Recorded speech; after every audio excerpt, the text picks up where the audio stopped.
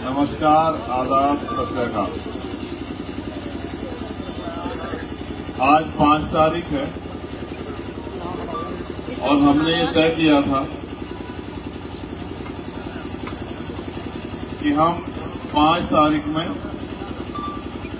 सांतरशाह वाले प्रकरण में और वसीम भाई के प्रकरण में आंदोलन करेंगे। आंदोलन कोई अपनी खुशी से तो नहीं करता है, आंदोलन आदमी मजबूरी में करता है। जो बहादुर लोग हैं बैठ जाएं, जो कमजोर लोग हैं वो खड़े रहें, जो बहादुर लोग हैं वो बैठ जाएं।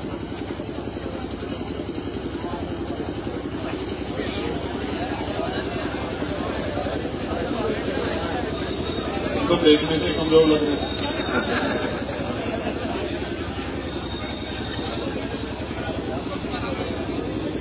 कपड़े नहीं गंदे होते प्रभात जी, इसी मिट्टी में घूम घूम के तभी बात बनेगी।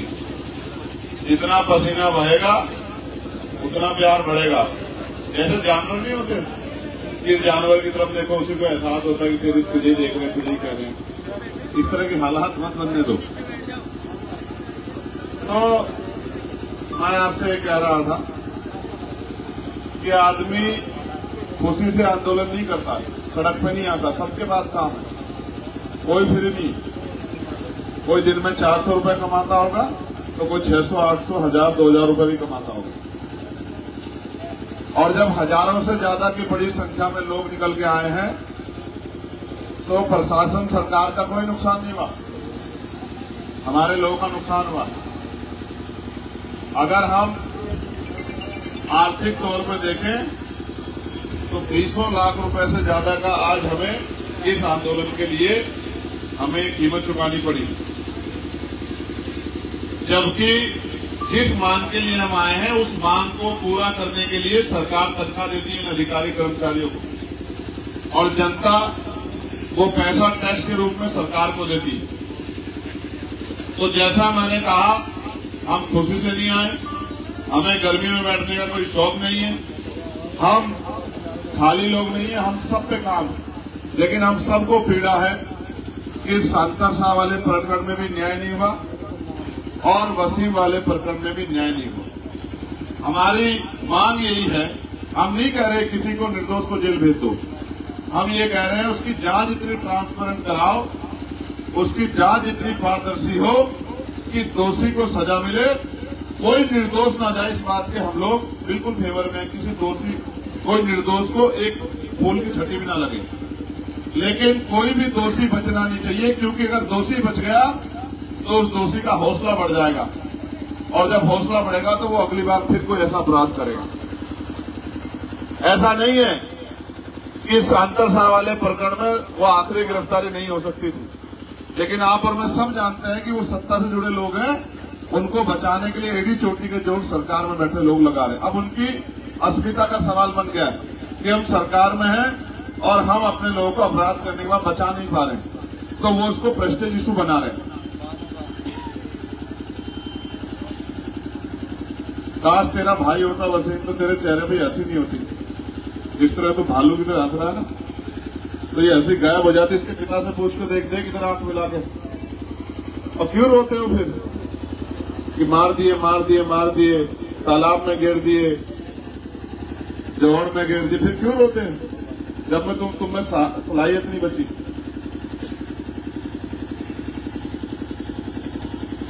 मैंने तो जानवरों को देखा, मैंने तो बंदरों को देखा। एक बंदर मर जाता है तो सारे बंदर जो है उसके आसपास घुस जाते हैं। तकलीफ तो इंसानों को हो क्या गया। और मैं तो इनमें भी जो इस्लाम को मानते हैं उनको कहना चाहता हूं कि जो हजरत पैगंबर साहब ने सुन्नतें दी हैं कुरान में, उसी पे चल लो। अगर उसी पे चल लोगे तो बहुत सारी मुसीबतें तुमसे दूर हो जाएंगी। तो उसी पे नहीं चलते हो, अपने मतलब के हिसाब से चलते जितना तुम्हें चलना। अगर चलते तो इस दर्द के सामने किसी की आंखों का पानी नहीं रुकता। लेकिन तुम्हारा किरदार बताता है कि तुम किसी धर्म की नहीं, तुम तो सिर्फ अपने बारे में सोच रहे हो।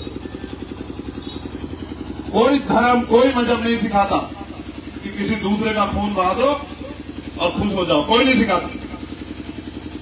और जो आज सत्ता में बैठ के सोच रहे हैं कि हम दूसरे का खून बहा के और आरोपियों को बचा के खुश हैं, तो याद रखना, ऊपर वाले की लाठी में आवाज नहीं होती। जिस दिन आपके ऊपर पड़ेगी, आप कहेंगे जाकर किसी गरीब को सताना नहीं। क्या सोचते हो? ये टीन की सैड लगाई क्या? ये टीन की सैड तोड़ नहीं सकते हम लोग? क्या है इनमें तोड़ने में? है क्या इनमें तोड़ने में? अगर हम तोड़ना चाहते तो हम ये टीन की सैड तोड़ नहीं देते क्या? अगर हम इन पुलिस वालों से हमारा कोई झगड़ा है क्या? फर्क वर्दी का ही तो है। ये वर्दी पहन के अपनी ड्यूटी कर रहे हो, बिना वर्दी पहने अपनी ड्यूटी कर रहे हो। हमें इस प्रदेश के किसी भी जाति धर्म का हो, हिंदू हो, मुसलमान हो, सिख हो, ईसाई हो, बौद्धिस्ट हो, सबकी चिंता है। हर व्यक्ति जिसके साथ जुल्म होगा, किसी धर्म की बेटी हो, हमें सबकी चिंता है। तो जिन्होंने 16-16 महीने जेल काटी हो, जिन्होंने 2 बार तिहाड़ देखी हो, कोई किससे डरेंगे? ये जो ये लगाइए टीन की चादरें, ऐसे में तो हमारे पशु रहते हैं वहां। इन चादरों से डरते हैं, गोलियों से तो डरते नहीं, इनसे डरते हैं। हम तो कानून को मानने वाले लोग हैं, हम उद्दंडी नहीं है। ये भीम आर्मी, आजाद समाज पार्टी या उमेश भाई के साथी, किसान है उनके साथी, ये सब संविधान को मानने वाले लोग हैं। वरना इनको टीन को फाड़ के वहां रखा तो डीएम साहब के कार्यालय में क्या हम इतने कमजोर है क्या? नहीं, हम इतने कमजोर। और ये तो बेचारे, मुझे नहीं पता इस जिले में कितना फोर्स है। जिलों में मुश्किल के 1500-1600 का फोर्स है, और सब नहीं है यहाँ। और आप भी जानते 10,000 से ज्यादा लोग आए थे आज हमारे साथ। हमारा मकसद किसी को सताना नहीं है। हमारा अंतिम मकसद ये है कि इन परिवारों को न्याय मिले और कुर्सी पर बैठा अधिकारी किसी नेता के प्रति जिम्मेदार ना हो, हम जनता के प्रति जिम्मेदार हैं। हम पार्लियामेंट में भी हर विषय पर लड़ते हैं। और मैं आपको कहता हूं, अगर यहाँ की सरकार को लगता है कि उनमें दम है, वो कर लेंगे, तो वो उनका हिसाब तो आने वाले कल में जनता करेगी।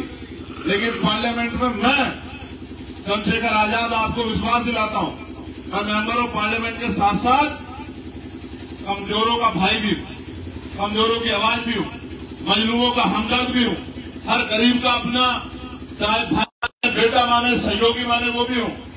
और पार्लियामेंट में 2 कमेटी है हमारी, एक जिसको मिनी पार्लियामेंट कहते हैं, SC/ST वेलफेयर कमेटी, मैं उसका भी मेंबर हूं। और मैं कमेटी ऑफ होम अफेयर्स का भी मेंबर हूं। मैं यहाँ के डीजीपी को ना मैंने तलब करवा दिया तो मेरा नाम चंद्रशेखर आजाद नहीं। क्या समझ रहे यहाँ बैठे? क्या मानते? क्या जमहूरियत में ताकत है लोकतंत्र में? आज जो अधिकारी हमारा रास्ता रोक के खड़े हैं, हम आने वाले कल में इतनी मेहनत करेंगे कि ये माला लेके अगर स्वागत नहीं करें हमारे लोगों का, तो मेरा नाम चंद्रशेखर आजाद नहीं। ये तो जमहूरियत है। मैं तो अपनी बताता हूं, एक हमारे यहाँ बड़े अधिकारी थे, पूरे एडी चोटी के जोर लगा के, मैंने उमेश भाई को बताया, जब मेरे पार्लियामेंट का चुनाव हुआ कोई नहीं जाता था, ईवीएम जहां रखी थी हमारे लोग सुरक्षा कर रहे थे, वो जाके डिस्टर्ब करते थे। अभी मुझे मिले तो ऐसे सीना तान के ऐसे जय सर, तो मैंने कहा देखो 6 महीने में कितना समय बदल गया है। जिसका रास्ता रोकते थे आज उसको जो है लोकतंत्र से शक्ति जी की जयंत करना पड़ रहा। और हमारे जिलाधिकारी जी, मैं उनके पास गए समस्या को लेके, तो मुझसे कह रहे भैया प्रत्याशी हैं, तब रिजल्ट नहीं आया था। और कल मेरी बराबर में बैठ के वहां की समस्या सुन रहे थे, एक समस्या, और मैं जो समस्या बताता था, क्योंकि प्रोटोकॉल है मेंबर ऑफ पार्लियामेंट का, चीफ सेक्रेटरी के बराबर होगा था, तो मेरी हर बात पे मैं देता था कि मैं इस काम को देखो, तो एकदम बैठ कर साइन कर देते कि मैं इसको दिखाता हूं। ये लोकतंत्र है। आप तो अपनी ताकत भूले बैठे, हमेशा पिटते हो, जितने दिन पिटते हो उतने दिन याद रहते हो, उसके बाद भूल जाते हो, फिर किसी की बातों में आके किसी के पिछलक्कू बन जाते हो, फिर इधर खड़े हो जाते हो इसको हराने, उसको जिताने, इसकी बात करने, उसकी बात करने। कभी सोचते ही नहीं कि आपके लिए कोई हमदर्द है क्या? मैं आपको विश्वास से कहता हूं, ये तो उमेश अकेले पड़ गए यहाँ। अगर 4-5 मेंबर ऑफ लेजिस्लेटिव असेंबली होते, हमारे 5-6 एमएलए हमारे यहाँ होते, तो हम इन अधिकारियों को कुर्सी पर नहीं बैठने देते जब तक दोनों मामलों में हमारे मन चाहे कार्यवाही नहीं हो जाती। ये तो हम लोग कमजोर हैं कि एक आदमी यहाँ है और ये बेचारे कोशिश तो करते। मैं तो पार्लियामेंट में आपने सुना नहीं सुना, कोई बोलता है मुझसे ज्यादा पार्लियामेंट में? कोई आवाज उठाता है पार्लियामेंट में? कोई ऐसा है जिसकी आवाज नहीं उठाता? सबके लिए लड़ता हूं, क्योंकि मैं मानता हूं कि बहुत उम्मीद लगा के बैठे हैं लोग और इतने ठगेगा उम्मीद करते हैं कोई ईमानदार आदमी आके इनकी लड़ाई लड़े। किसानों की लड़ाई हो, मजदूरों की लड़ाई हो, पहलवानों की लड़ाई हो, नौजवानों की लड़ाई हो, बेरोजगारी की हो, महंगाई की हो, आशा, आंगनबाड़ी, भोजन माता, होमगार्ड, पुलिस के साथियों की आवाज उठाता हूं कि इनकी ड्यूटी 8 घंटे की कर दो, इनको सप्ताह में एक दिन छुट्टी दो, इनकी वेतन विसंगतियां दूर कर दो, इनके ट्रांसफर होते, इनके बच्चों को पढ़ने में दिक्कत होती है तो अच्छे स्कूल खोल के लाइन में व्यवस्था कर दो कि ये वहां पढ़ा सके। सबके लिए आवाज उठाता हूं, अर्धसैनिक बलों के लिए आवाज उठाता हूं, पुरानी पेंशन के लिए आवाज उठाता हूं। और अभी न्यूनतम मजदूरी में मैंने 29 जुलाई को आवाज उठाई थी और सरकार को झुके जो है अभी 5 दिन पहले मैंने 700 रुपए की मांग की थी, 783 रुपए करनी पड़ी केंद्र सरकार को न्यूनतम मजदूरी। तो मैं तो आपसे कह रहा हूं, अगर आप समझदार बन जाओ, आप जिम्मेदार बन जाओ, आप सोचने लग जाओ, आप समझने लग जाओ, तो क्यों बैठना पड़े मुझे अब यहाँ हमारे साथियों को आगे इसमें तरीके? आप नहीं जानते किस गर्मी में बैठे थे? आपको लगता है बॉडी का कोई हिस्सा है जिसको पसीने से ना पसी जाओ? जो कपड़े इसके अंदर है टी शर्ट के, वो भी गीले हैं अभी, पूरा दिन हो गया। आप तो उठते जाओगे, मैं वॉशरूम के लाभ गया तो नहीं गई, यही हूं ना। जब पीठ का दर्द बढ़ गया, रीढ़ की हड्डी का, तो लेट गया, लेकिन जगह नहीं छोड़ी ना। आपको क्या लगता है उछल कूद करने से, भागदौड़ करने न्याय मिलते हैं क्या? न्याय के लिए तो कीमत चुकानी पड़ती है। हमारे प्रभारी जी कह रहे थे कि नखून कटवाने से कोई क्रांतिकारी नहीं बनता। क्रांतिकारी वो बनता, क्रांतिकारी बनने के लिए क्रांतिकारी जैसी कुर्बानियां देनी पड़ती। इतिहास गवाह है कि सरदार करतार सिंह सराभा ने 19 साल की उम्र में शहादत दे दी थी देश के लिए, और शहीद आजम भगत सिंह जी ने 23 साल की उम्र में शहादत दे दी थी, और शहीद शिरोमणि Udham Singh ji general Lord wire को जाके वहां लंदन में जो है हिसाब किताब करके आए थे। हम तो इस देश की मिट्टी में जन्मे, जो मिट्टी वफादार, जिस मिट्टी के अंदर संघर्ष है, बल है, किसान के बेटे।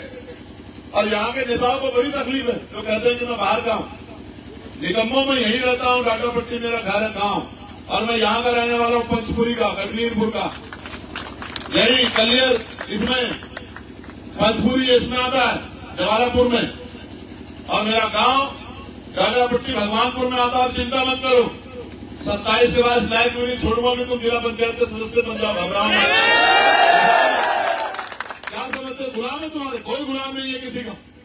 ये जमहूरियत है, आदमी अपनी सोच पे फैसला लेता है।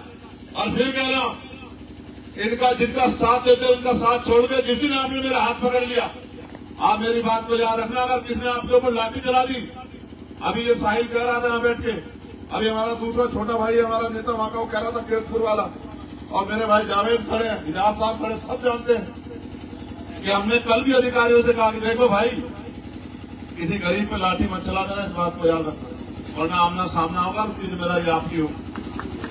ये मत समझना चंद्रशेखर आजाद खड़ा है, 5,12,000 एक आदमी खड़ा है, क्योंकि 5,12,000 लोगों ने तो मुझे वोट देके भेजा कि साहब आप जाओ मेंबर ऑफ पार्लियामेंट बनकर। और ये तो मौका नहीं मिला हरिद्वार वालों को देने का, और तुम लोग चूक गए थोड़े से हरिद्वार वालों। तुम अगर मेरी बात में पक्का पहरा दे लेते तो आज यहाँ उमेश विधायक नहीं बैठे, मेंबर ऑफ पार्लियामेंट बैठे होते, फिर मैं बताता इन लोगों को। ठीक है, ये तो समय समय की बात है, ये समय की बात है।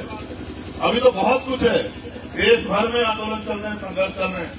मैं तो आपसे पूछना चाहता हूं, अगर आज ये हमारी मांग नहीं मानते तो क्या आप संघर्ष के लिए तैयार हो? पक्का तैयार हो? ये उखाड़ने पड़ेंगे, देख लो, लाठियां पड़ सकती हैं, हो सकता है कि जेल जाना पड़े। कितने लोग जेल चलेंगे बताओ? अभी तो मुस्सा में हाथ उठा रहे हो, जेल के नाम से हिसाब खराब हो जाता है। अभी फिर दोबारा पूछ रहा हूं, ईमानदार से बताओ कितने लोग हिम्मत दिखाएंगे जेल चलने की? देखो मेरी बात सुनो, आप मानते हो नहीं मानते कि अभी मैंने इस आंदोलन के लिए अपने आप से आगे अपील नहीं की थी ना? नहीं की थी अभी तक अपील? अभी तक तो मैं भाई उमेश के और हमारे नेता मैक्सिम जी के और अमरीश कपिल जी के और हमारी टीम के भरोसे तो था अभी तक मैंने अपील तो नहीं करी। सोचो अगर मैं अपील करूं तो क्या होगा? बताओ, सोचो क्या होगा? ये जिला एक तरफ से नहीं बंद होगा, जितने इसमें रास्ते हैं उतनी तरफ से बंद होगा।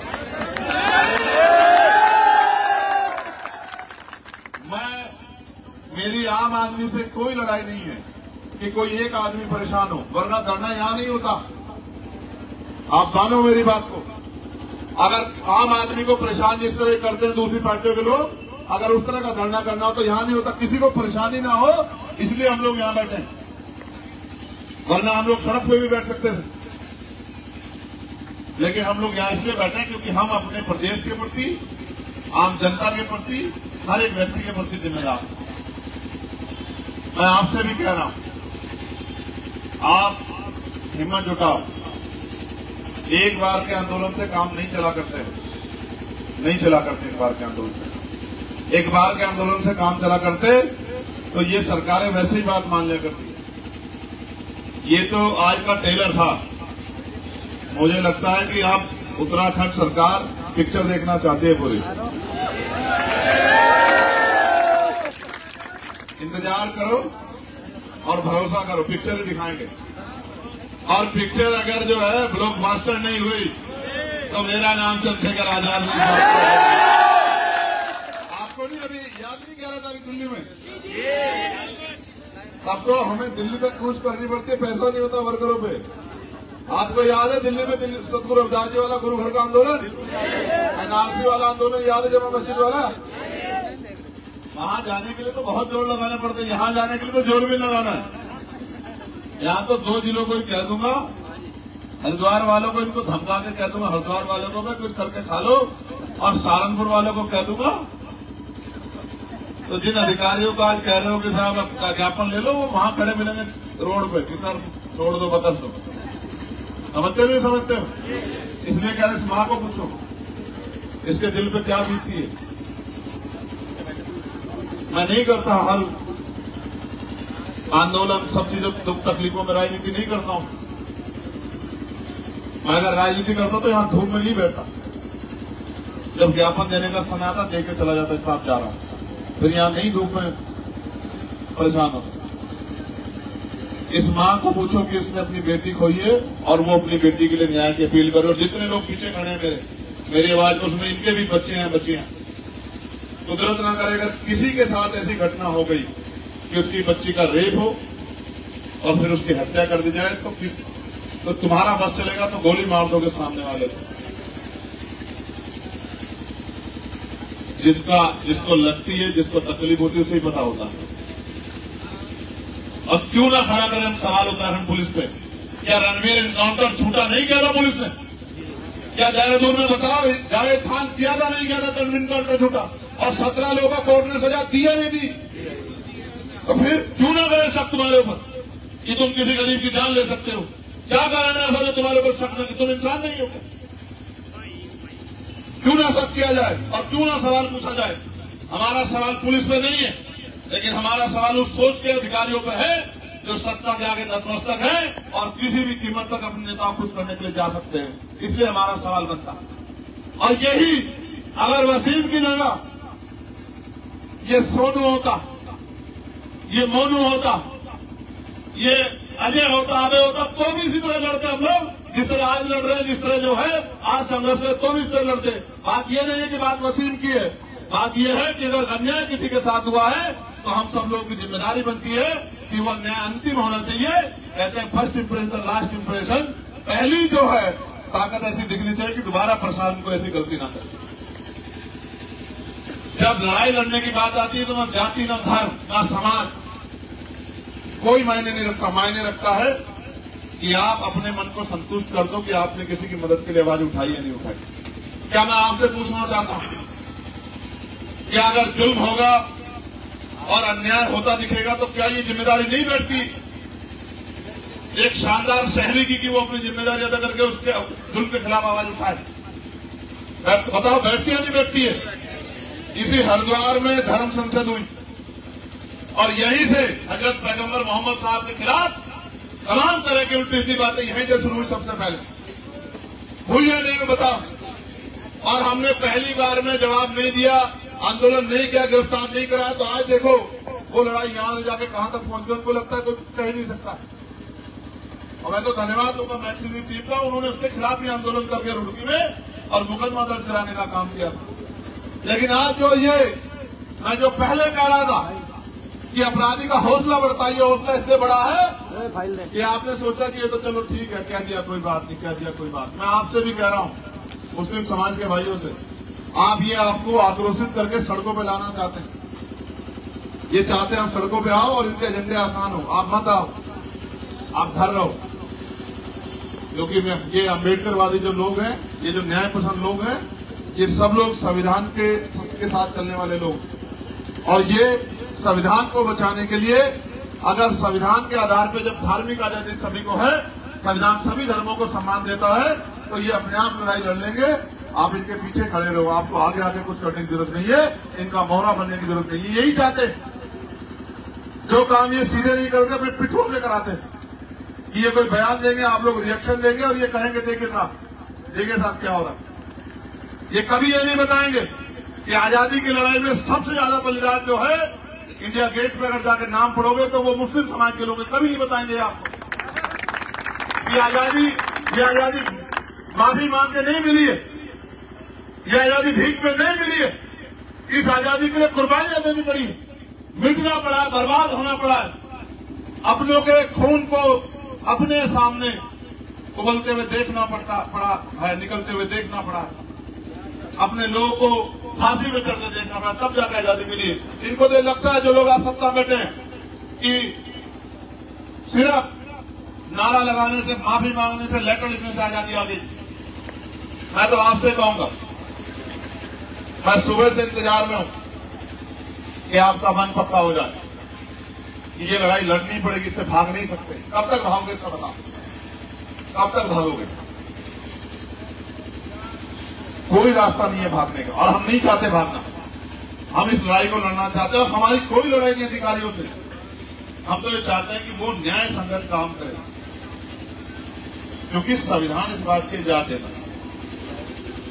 हमारे सवाल लोकतंत्र में जायज, अगर मुझे कोई पीड़ा होगी तो मैं अपनी पीड़ा को रखूंगा, ये मेरा अधिकार। ये कॉन्स्टिट्यूशन का आर्टिकल 19 हमें देता है कि हम अपने साथ हुई हर परेशानी पे अपना सवाल खड़ा करें और उसका जवाब मांगें, और जवाब देना अधिकारियों की जिम्मेदारी है। जिन अधिकारियों को कुर्सी में बिठाया गया कि वो जवाब दें।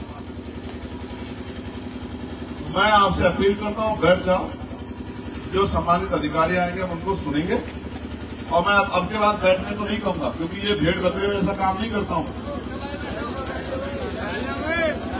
मैं जो यहाँ सम्मानित अधिकारी आएंगे उनको हम लोग सुनेंगे, फिर हम आपस में बैठ के हमारे किसान यूनियन के साथी भाई उमेश जी, इनकी टीम आर्मी आजाद समाज पर, फिर हम बैठ के फैसला लेंगे कि हमें किस तरह से आंदोलन को आगे बढ़ाना है, हम उनकी बात से कितने सहमत हैं। क्योंकि मुझे नहीं लगता कि लड़ाई आज खत्म हो जाएगी। आपको लगता? अगर लड़ाई खत्म करना चाहते तो ये दीवारें क्यों खड़ी करते? फिर तो बुलाते और 10 मिनट में वहीं से कहते कि भाई ये लोग आप बताओ क्या चाहिए, बताओ भाई। जनता मैदान और खुला हुआ है, जिसमें हौसला आ जाओ, लड़ो।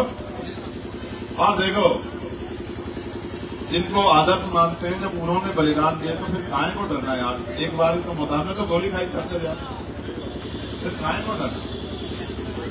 मौत एक दिन आएगी, लेकिन कम से कम ये तो ना हो कि हमने गोली देकर पीट कर ली थी सामने, ये तो रहो कि हमने गोली का सामना सामने से किया तो उसको भी निपटेंगे। तो मैं आपसे आग्रह करूंगा कि आप बैठ जाओ, और अभी अधिकारी गए हैं, वो अपनी बात रखेंगे, फिर हम बैठ के अपनी वार्ता करेंगे, फिर हम फैसला लेंगे क्या करना है। क्योंकि हम परिवारों को परेशान करके लड़ाई नहीं लड़ना चाहते। कहीं गलती से एक परिवार के व्यक्ति को कोई नुकसान हो गया, कोई परेशानी होगी, तो सारी उम्र का तलब होगा कि हम वहां गए थे और उनके नेतृत्व में ही हो गया। हम नहीं चाहते, क्योंकि हम समझते हैं ना, हम तो आम आदमी को भी नहीं बुलाते, हम तो कोशिश करते हैं कि लड़ाई अपने भरोसे लड़ी जाए। क्योंकि अगर कोई जेल चला जाता, बाद में कहते हैं उसके घर के लोग के साथ उनकी वजह से जेल चला गया। तुम तो जेल जाने को तैयार हो, नहीं तैयार हो? दोनों अल्फाज लोग जेल जाने के लिए तैयार है। ये साहिल का एक उठ रहा था, दोनों उठ गए। पक्का चलोगे जेल? ठीक है, बैठ जाओ।